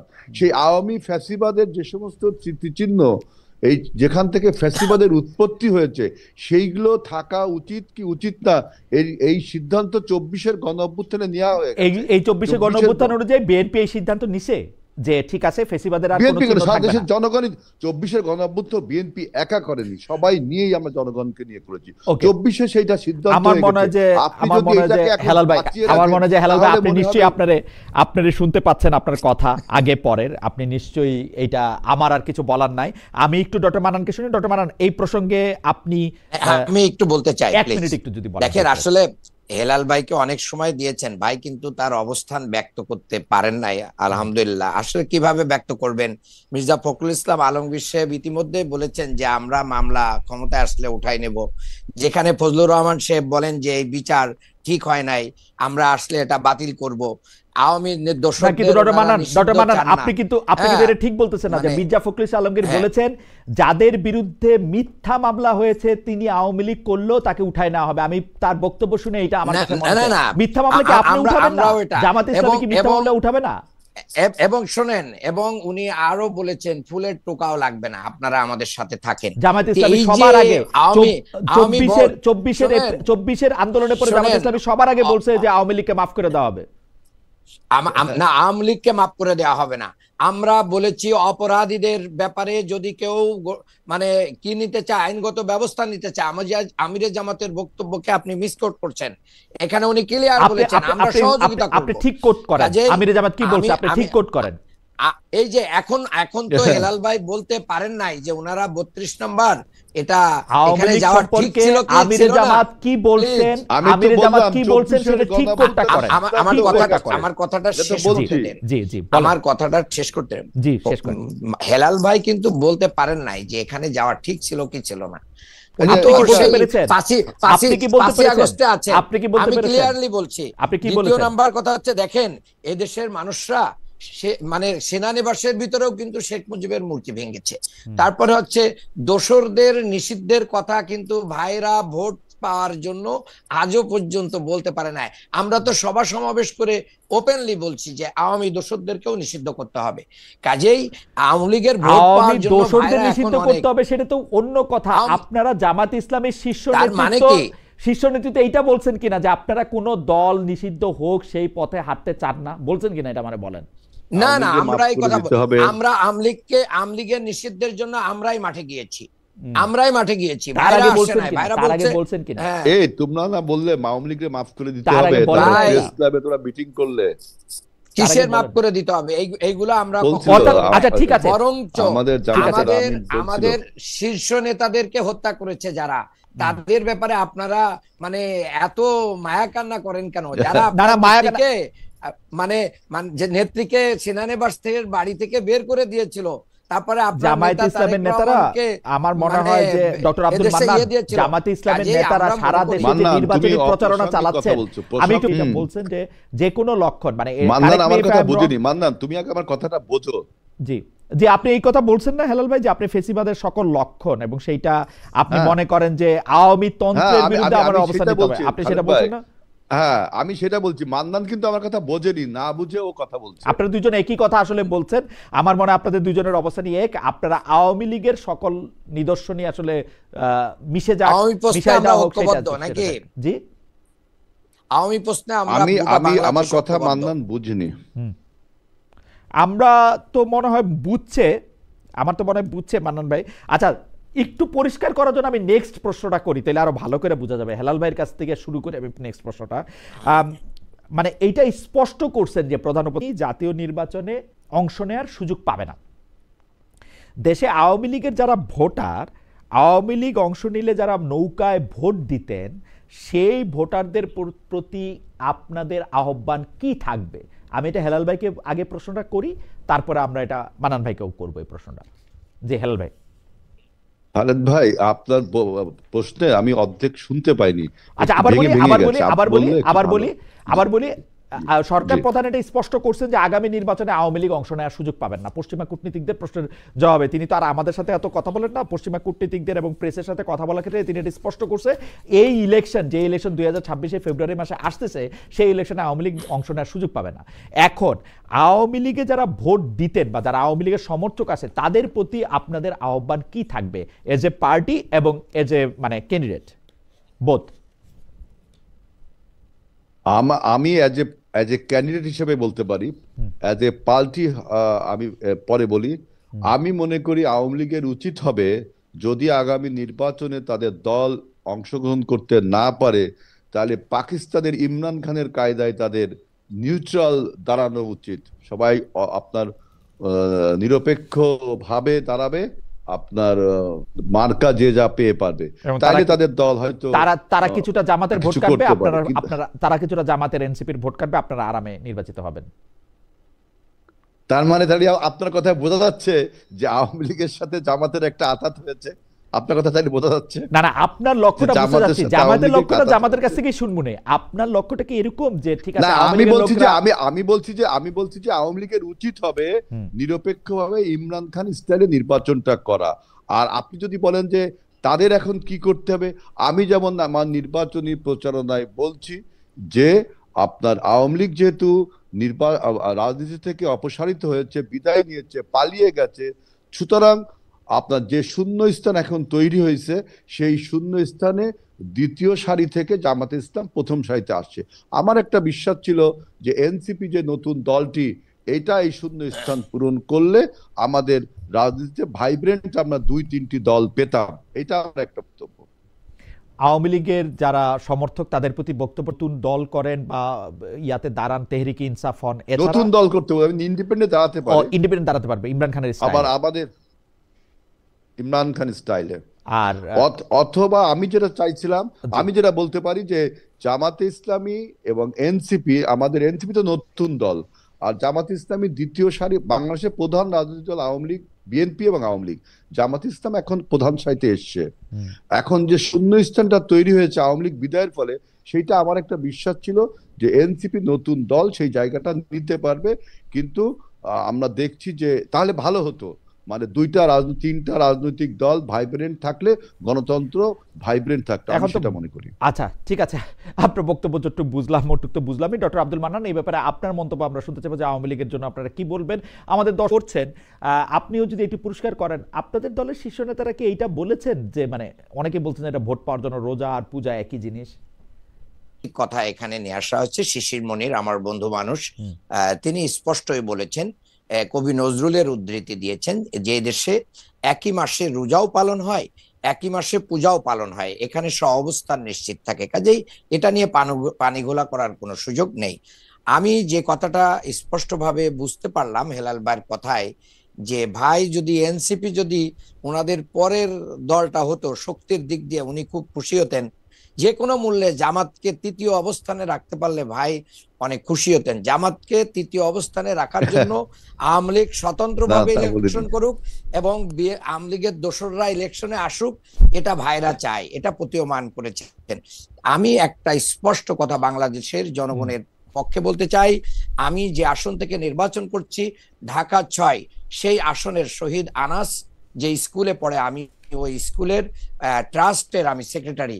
শহীদ আনাস সহ আমাদের শহীদদের রেখে যাওয়া সেই রক্তের দাগ মুছায় নাই, আহতদের আহাজারি বন্ধ হয় নাই। এই জায়গায় এসে ওনারা যদি আওয়ামী লীগদেরকে স্বতন্ত্র ইলেকশনের অ্যাডভাইজারি নিয়ে ওনারা যদি ইলেকশন করেন, আগামী বাংলাদেশে এদেশের জনগণ ওনাদেরকে কিভাবে নিবে, জনগণের ছেড়ে দিতে। ডক্টর মান্নান, আপনাদের অ্যাডভাইজারিটা কি আওয়ামী লীগের ভোটারদের? আমরা অ্যাডভাইজারি খুব ক্লিয়ার, আমাদের শহীদদের রক্তের দাগ শুকায় নাই, আওয়ামী লীগ এদেশে নিষিদ্ধ হয়েছে, তাদের কার্যক্রম নিষিদ্ধ হয়েছে, কাজেই তাদের যে কোনো ভাবে কোনো ফরম্যাটে ইলেকশনের কোনো সুযোগ বাংলাদেশে নেই। সেটা তো বাদ। আওয়ামী লীগের ভোটারদের কি বলবেন, নৌকার ভোটারদের? আওয়ামী লীগের ভোটারদেরকে আমাদের তো কোনো কিছু বলার নেই, তাদের যে বিবেক বুদ্ধি আছে সেটা দিয়েই তারা বিবেচনা করবে 5ই আগস্টের পরে কারা মামলা বাণিজ্য করেছে, কারা চাঁদাবাজি করেছে, কারা দখল করেছে, কারা লুটপাট করেছে, এগুলো বিবেচনা করেই তারা তাদের সিদ্ধান্ত গ্রহণ করবে। স্পেশালি আমি তো আওয়ামী লীগের লোকদেরকে কোনো অ্যাডভাইস দিতে পারি না। আওয়ামী লীগের ভোটারদেরকে আপনারা অ্যাড্রেস করবেন কিনা যখন মনে করেন ভোটের ক্যাম্পেইনে যাবেন? আমরা জনগণকে অ্যাড্রেস করব, সেখানে যদি কোনো আওয়ামী লীগের সাপোর্টার আমাদের অ্যাড্রেসটাকে ওয়েলকাম করে আমাদেরকে ভোট দেয়, সেটা তার ব্যক্তিগত ব্যাপার, এটা গোপনেই দিবে, এটা তো আর আমরা বলতে পারবো না যে হ্যাঁ ভাই আপনি কেন আওয়ামী লীগ হয়ে আমাকে ভোট দিলেন। স্থানীয় পর্যায়ে অনেক মামলা বাণিজ্য তুলে নেওয়ার ব্যাপারে আপনাদের অবস্থান কি হবে, বা সেই সব মামলা? আমরা মামলা বাণিজ্য করি নাই, যার কারণে যারা মামলা বাণিজ্য করে অনেক ইনকাম করেছেন তারা সেই মামলা তুলে নেওয়ার আশ্বাস দিচ্ছেন। আচ্ছা, আপনারা তুলবেনও না, মামলা বাণিজ্য আপনারা করবেন না? আমরা মামলা না করলে কেন, আমরা মামলা বাণিজ্য করি নাই, তোলা না তোলার তো প্রশ্ন, এটা রাষ্ট্রের ব্যাপার। আচ্ছা, এটা রাষ্ট্রই ডিসিশন নেবে। আপনারা রাষ্ট্র ক্ষমতায় আসলে কি করবেন সেটা বলবেন না কাউরে? আমরা রাষ্ট্র ক্ষমতায় আসলে তো সেটা আমাদের ইশতেহার থাকবে, ইশতেহার পর্যন্ত অপেক্ষা করতে হবে। আচ্ছা, ইশতেহার পর্যন্ত অপেক্ষা করবো। এই প্রশ্নটা আমি আপনার কাছ থেকে শুরু করতে চাই, তারপরে হেলাল ভাইয়ের কাছে শুনবো। সেটা হচ্ছে যে বিএনপি বা জামায়াতের সঙ্গে জোটবদ্ধ হয়ে হলো নির্বাচনে অংশ নিতে চায় জাতীয় পার্টি, এই আহ্বানের বিপরীতে বা পক্ষে আপনাদের দলীয় অবস্থান কি? এই ব্যাপারে আমাদের দলীয় অবস্থান, আমরা তো তাদের আহ্বানে সাড়া দেই নাই, কাজেই তো এটা তো বুঝাই যায় যে আমাদের অবস্থান কি। বরঞ্চ আমরা জাপার নিষিদ্ধ চেয়েছিলাম, এরকম বক্তব্য আমাদের রয়েছে, কিন্তু আমাদের ভাইরা এটা নিষিদ্ধ চান নাই, তাদেরকে সারভাইভ করাইতে চেয়েছেন। হেলাল ভাই, বিএনপি বা জামাতের সঙ্গে জোটবদ্ধ হয়ে হলো নির্বাচনে অংশ নিতে চায় জাতীয় পার্টি, এই আহ্বানের বিপরীতে আপনাদের অবস্থান কি? বা পক্ষে? আমার বক্তব্য, আপনি তো ইয়েস নোর মধ্যে যেতে পারবেন না। ওই হুম, যে আপনি জামাত আওয়ামী লীগের দোসর, তো আপনার জাতীয় পার্টি একটা ছিল না, প্রায় 24টি রাজনৈতিক দল হুম, 2024 সালের 7ই জানুয়ারি নির্বাচনে অংশগ্রহণ করে, তারা সবাই দোসর। তাদের সবাইকে তাহলে বন্ধ করা উচিত। হুম, নির্বাচন বন্ধ করলে রাস্তায় থাকে কে? জামাত এবং দু একটি দল। হুম, তাইলে কি হচ্ছে, আপনি টোটাল সাপোর্টটা নেয়া এবং সরকারের কাছে দাবি দেওয়ার একটা আহ, প্রাধান্য আপনি তৈরি করতে চান। হুম, তাহলে তো বন্ধ করতে সব রাজনৈতিক দলকে।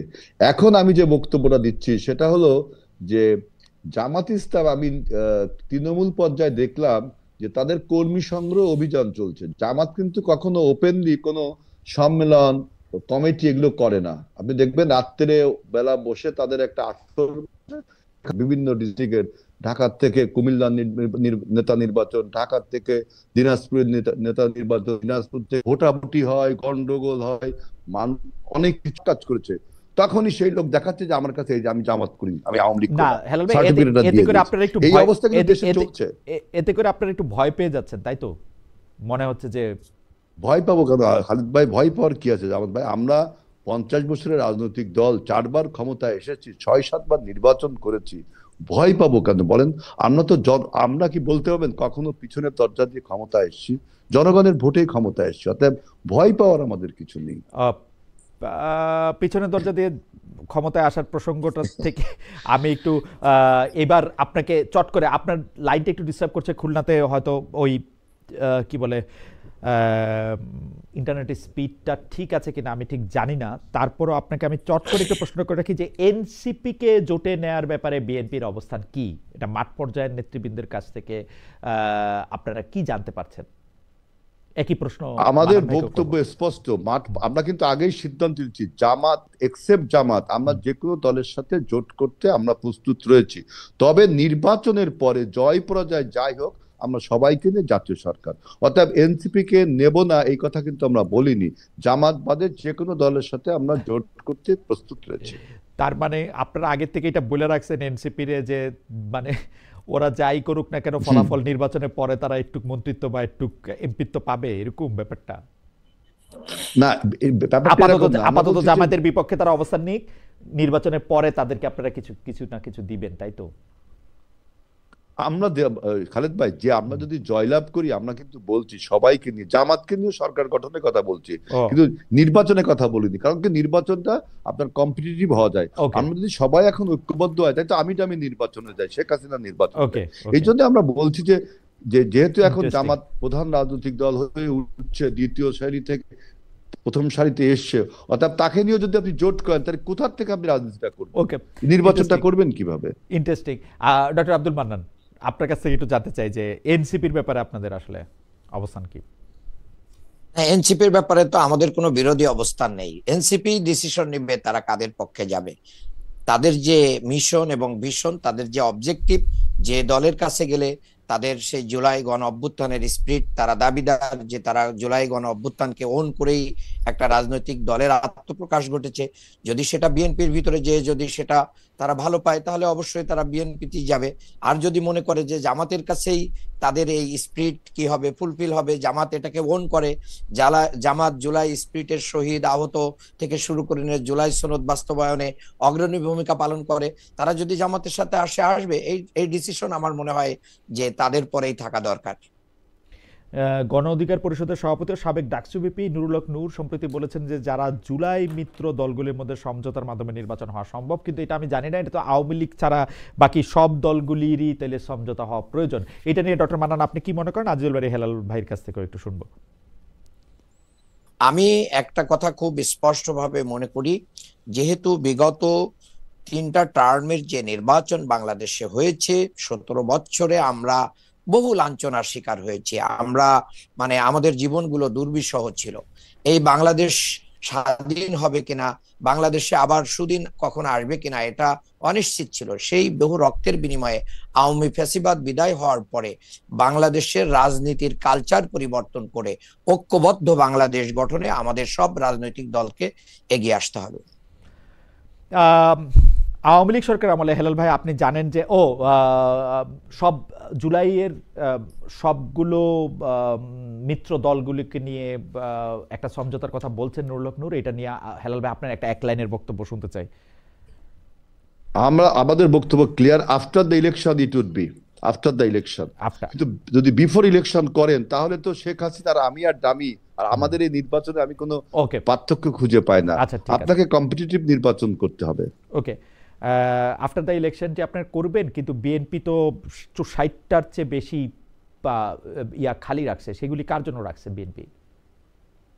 না, এটা তো আপনি দেখেই বুঝছেন যে আমরা যে অ্যালায়েন্সের দিকে বা একটা জোটের দিকে এগিয়ে যাচ্ছি, এটা তো আপনি দেখেই বুঝছেন যে 67টা সিট এখনো আমাদের ফাঁকা রয়েছে। আমরা অভ্যুত্থানের যে শক্তি ছিলাম, অভ্যুত্থানের শক্তি আমরা অনেকেই ছিলাম, তাদের কেউ কেউ অবশ্যই পাবে, তাদের কেউ কেউ পাবে। আমরা তো বলছি এক্সেপ্ট জামাত, হ্যাঁ জামাত ছাড়া, জামাত বাদে সবাই পাবে, জামাত বাদে সবাই পাবে। না না, তাই তো জামাতকে নিলে তো জামাতে পরে আপনারা সরকারে নেবেন কিন্তু ইলেকশনে নেবেন না, তাই তো? সেইটা বলছি, কিন্তু তাই তো ইলেকশনটা কমপ্লিটিভ হয় না খালিদ ভাই, কমপ্লিটিভ হয় কোন ইলেকশন?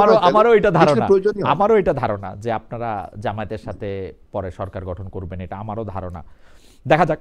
না, জাতীয় সরকার যেহেতু বলছি, তা তো অবশ্যই আমরা নিব। আমার মনে হয় তাই হবে, আমারও তাই ধারণা।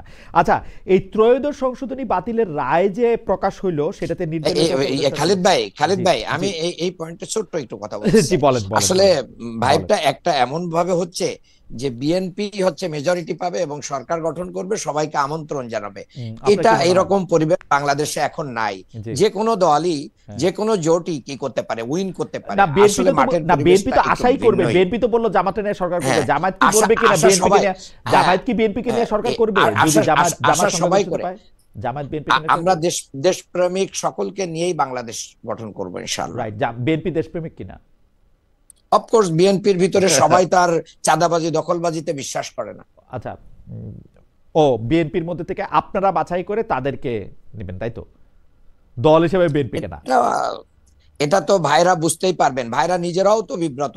7,000 মানুষকে ওনারা কি করেছেন, মানে সাসপেন্ড করেছেন, আবার সাসপেন্ড, হ্যাঁ, তো কাজেই ওনারাই তো বিব্রত। কাজেই এরকম আগামীর রাজনীতিতে এটা করবেন কিনা। আমি দেখলাম যে আমার আসনে ইশরাক সাহেব হচ্ছেন ওনাদের প্রার্থী, তো উনি বলছেন যে আমরা কোনো চাঁদাবাজ দখলবাজকে কি রাখবো না, আমাদের সাথে রেখে নির্বাচন করব না। আমি দেখলাম চারিদিকে ওনার যারা দাঁড়িয়ে আছেন অধিকাংশ লোকই তাদের চেনে, তারা কারা। না, সেটা তো আপনি বলবেন বটেই।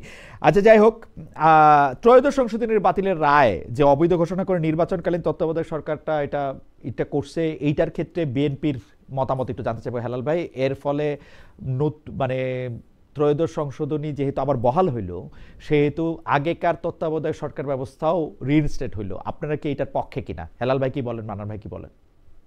অবশ্যই 13th অ্যামেন্ডমেন্টের মাধ্যমে আবার তত্ত্বাবধায়ক সরকার ব্যবস্থা আপনার চালু হলো, এবং এই তত্ত্বাবধায়ক সরকার ব্যবস্থা চালু করবার জন্য বিএনপি কতটা সংগ্রাম করেছে 96 সালে আপনারা জানেন, সেই ইতিহাস আমি বল।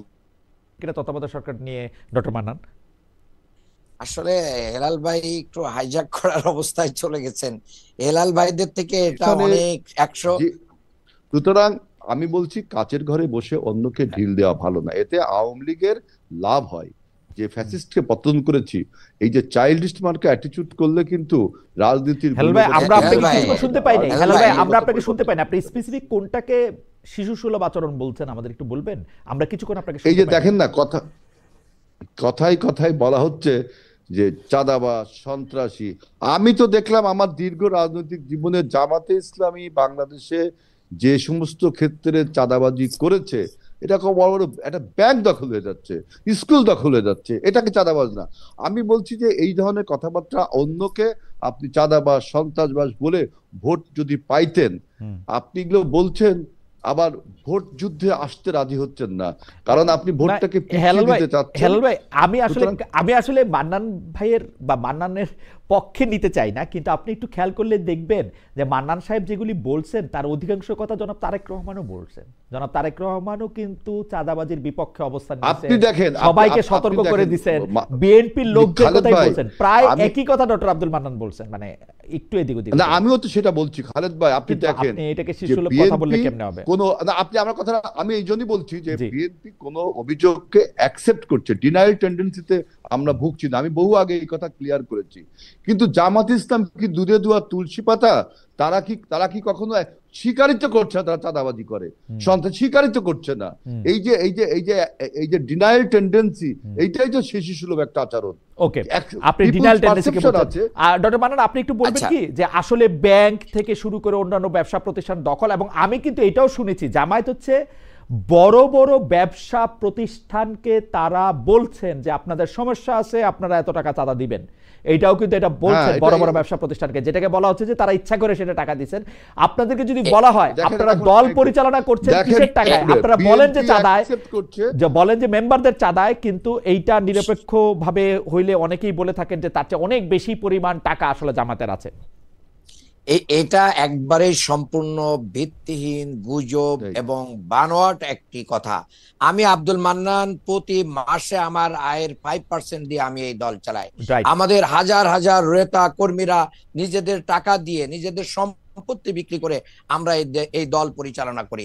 আমরা কারোর কাছ থেকে এভাবে জোর করে প্রেসার করে আমরা প্রেসার করেন না তো, আপনারা ফোন করেন, ফোন করে বলেন সমস্যা আছে, তারপর তারা টাকা দেন। প্লিজ খালিদ ভাই, আমি আপনাকে বলি, আমি যদি বলি যে আমি একটা লাশ দাফন কাফনের জন্য আমাদের একটা অ্যাম্বুলেন্স লাগবে, খালিদ ভাই আপনার যদি অ্যাবিলিটি থাকে আপনি দেন, আপনি যদি এটা দেন, তাহলে এটা কি চাঁদাবাজি? আপনারা থার্ড পার্টি, আমি একটা কথা বলি, মানান ডক্টর আব্দুল মান্নান, আমি একটা কথা বলি, আপনারা থার্ড পার্টি অডিটের মাধ্যমে আপনারা কি এটা দেখাইতে পারবেন যে আপনারা আসলে নিজেদের মেম্বার চাঁদা কত, বাইরে থেকে কত চাঁদা আসে? আমাদের প্রতিটা আয় এবং ব্যয়ের কি আয় অডিট হয়, এবং থার্ড পার্টি না। আপনাকে ওয়েলকাম করলাম, আমি 1 ইয়ার আপনাকে আমন্ত্রণ করলাম, ক্যামেরা নিয়ে এসেন আমাদের পার্টি অফিসে, আপনারা দেখে যান আমরা কিভাবে এগুলো মেনটেন করি। একটি টাকার এদিক ওদিক মিস ইউজ হলে আমার যে পদ আছে এই পদ থাকার কোনো মিস ইউজের কথা আমি বলতেছি না, মিসইউজের কথা বলতেছি না। কথা যখন উঠলো ডক্টর মান্নান, কথা যখন উঠলো ডক্টর মান্নান, আপনি আমাকে বইকেন না, আমার কথা শুনেন আগে। আপনি আমাকে বলেন বাংলাদেশে যারা ব্যবসায়ী গোষ্ঠী আছে সেই 20 জনের একজনও বা 20 জনের 20 জনই আপনাদেরকে চাঁদা দেয় নাই। এটা কি এই জুলাই মাস থেকে এই আগস্ট মাস পর্যন্ত কেউ চাঁদা দেয় না? কেউ আমাদেরকে চাঁদা দেয় না, দেয় নাই। কেউ আমাদেরকে চাঁদা দেয় না। যেভাবে ভাইরা মানুষের কাছ থেকে চাঁদা গ্রহণ করে সেভাবে তো করে না। কেউ অভিযোগ দিয়েছে কোন মিডিয়া, কোন জায়গায় কোন ব্যক্তি, সংক্ষিপ্ত ব্যবসায়ী বা কোন মিডিয়া কেউ কি আজও পর্যন্ত বলতে পেরেছে এটা জামাতের বিরুদ্ধে একটা অপবাদ এবং অপপ্রচার? বরঞ্চ বিএনপি নিজের চাঁদাবাজি এবং লুটপাট ঠেকানোর জন্য এই কথাগুলো নতুন করে নিয়ে এসে একটা পরিবেশ তৈরি করতে চাচ্ছে। বাংলাদেশ জামাত ইসলামের 2 জন মন্ত্রী ছিলেন, তারা মন্ত্রী থাকা অবস্থায় আজও পর্যন্ত কেউ 1 টাকার দুর্নীতির সংবাদ আনতে পারেন নাই। কাজেই খালিদ ভাই এগুলো মানে দুর্ভাগ্যজনক। আর আপনি তত্ত্বাবধায়ক সরকার সম্পর্কে জানতে চেয়েছেন, সেটা আমি এক লাইন বলতে চাই। তত্ত্বাবধায়ক সরকার বিএনপি যেভাবে হেলাল ভাই বললেন যে করুণা করেই মনে হয় দিয়েছে, এর জন্য আমি তখন ইন্টারমিডিয়েটের ছাত্র, খুলনাতে আমি রাজপথে লড়াই করেছি। আজকে তত্ত্বাবধায়ক সরকার ফিরে আসাতে আমার ভিতরে একটা শিহরণ তৈরি হচ্ছে যে না, আমার সেদিনের লড়াই কি হয়েছে, বাস্তবে পরিণত হয়েছে। জামাত ইসলামীর এই যে ব্রেন থেকে আসা এই তত্ত্বাবধায়ক সরকার, বাংলাদেশের জনগণ যারা দিতে চায় নাই, যারা বলেছিল পাগল ছাগল ছাড়া আর কেউ তত্ত্বাবধায়ক সরকার বোঝে না, নিরপেক্ষ না, তারাও আজকে কি বলছে? আমার মনে হয় ডক্টর মান্নান আপনার বক্তব্য পরিষ্কার। ডক্টর মান্নান, আপনার বক্তব্য পরিষ্কার। আমি হেলাল ভাইকে বলতে চাই, ডক্টর মান্নান কিন্তু উদাত্ত আহ্বান জানালেন, ওপেন এই টেলিভিশন উনি বললেন আমি ইচ্ছা করলে উনার ফিনান্সিয়াল নকদান বা জাবেদা বই দেখতে পারবো, কোত্থেকে আয় হইতেছে, কোত্থেকে ব্যয় হইতেছে, থার্ড পার্টিও লাগবে না, যে কোনো সময় যেতে পারবো। এই কথাটা কি বিএনপির পক্ষে আসলে বলা সম্ভব কখনো? অবশ্যই। আমি তো বিএনপি তো জামাতের মতো আপনার এনজিও মার্কা সংগঠন না, বিএনপি জামাতের মতো ক্যাডার, এনজিও তো খারাপও না, আপনাকে রাজনীতির দলগুলো রাজনৈতিক দল এবং এনজিও এক জিনিস না। ওকে। রাজনৈতিক দল মানে গণসংগঠন আর ক্যাডার ভিত্তিক সংগঠন এক জিনিস না, বুঝছেন? কিন্তু আপনার বিএনপির যে সৌন্দর্য যেটা, যে আপনি একটা অভিযোগ দিচ্ছেন সেটা আমি অ্যাকসেপ্ট করছি, করে আমি তদন্ত করছি, তদন্ত সাপেক্ষে তার বিচার করছি। কিন্তু জামাত তো প্রথমেই আপনাকে প্রত্যাখ্যান করছে, সে কিছু শুনতেই রাজি না, সে মনে হচ্ছে আকাশ না না, থেকে সে তো ফেরেশতা নামছে। সে তো ভাই, ওপেন আমি চ্যালেঞ্জ চুপ দিচ্ছে। না হেলাল করলে ভাই, আমাকে হেলাল ভাই, কাটাচোর আসলে মানান কি ভাই, তাই? মানান ভাই, আমি একটু বলি, সে তো ওপেন চ্যালেঞ্জ দিচ্ছে। আমি আয়েশা তারে তো পরীক্ষা করে দেখতে পারবো তার কত টাকা ঢুকতেছে, কত টাকা কোথায় ব্যয় করতেছে, সে তো ওপেন চ্যালেঞ্জ দিতেছে। আমি বলতেছি এই কথাটা বিএনপিও বলতে পারবে কিনা। বিএনপি বলতে পারবে না কেন? বিএনপি তো আপনার আপনার নির্বাচন কমিশনে তো আমরা হিসাব জমা দিচ্ছি প্রত্যেকবারে। ওকে। কিন্তু মান্নান যেভাবে বলছে ওটা তো মনে হচ্ছে একটা আপনার ওই যে কর্পোরেট একটা কোম্পানি, একটা কর্পোরেট কালচার তারা চালু করেছে। ওই জন্যই বললাম যে এনজিও মার্কার সংগঠন, রাজনীতি মানে দেশ পরিচালনার মতো একটা সংগঠন না। ইভেন এটা একটা ক্যাডার এখন এখন এখন উনি যদি উনার পার্টিকে উনার আয়ের 5% দিয়ে দেন, দিয়ে উনার পার্টিটা উনি করতে চান, সেইটাকে আপনি এনজিও মার্কা সংগঠনকে আপনি বলেন? এনজিও থেকে এমন হয় না না, সে বলছে একটা কথা যে আমরা মানুষের কাছে সাহায্য চাই, যে একটা লাশ দাফন করব, সেটা যদি কেউ দেয় তাহলে কি সেটা চাঁদাবাজি করবেন? এখন এইরকম কাজ যদি বিএনপি বলতো, বিএনপি সেটাকে আপনি চাঁদাবাজি বলতেন।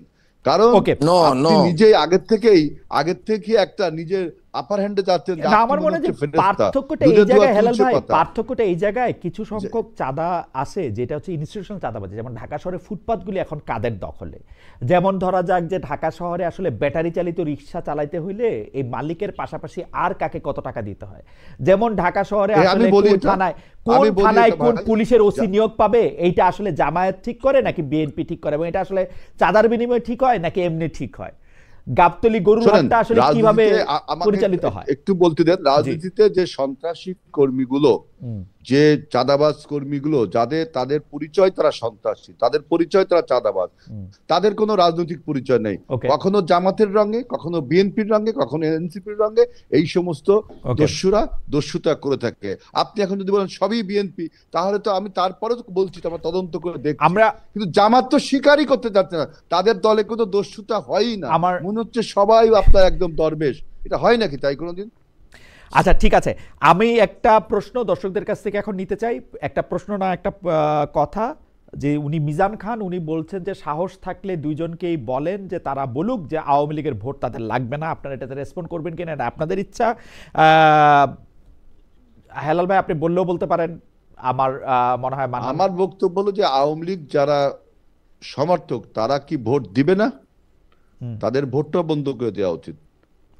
তাদের ভোট যাতে ভোট দিবে, তাদের ভোট তো আপনি বন্ধ করতে পারবেন না। এখন আমি বলছি যে এই ভোটটাকে অ্যাট্রাক্ট করার জন্য জামাত একটা ফন্দি পাকে এঁটেছে, কর্মী সংগ্রহ অভিযানের নামে সবাইকে জামাতি। আচ্ছা, আপনি জামাতের ফন্দিটা বুঝতে পেরেছেন। ওকে, ফ্যান্টাস্টিক। আমার মনে হয় ডক্টর মান্নান আপনি এটাতে কি বলবেন? আপনি যদি 30 সেকেন্ড একটু বলেন। ভাই, আমার মনে হচ্ছে যে বিএনপি তো কোনো কর্মী সংগ্রহই করে না, সদস্য সংগ্রহও করে না।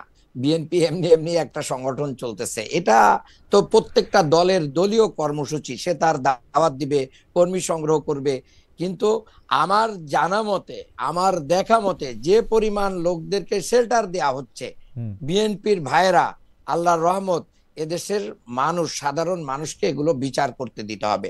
সাধারণ মানুষ বিচার করবে।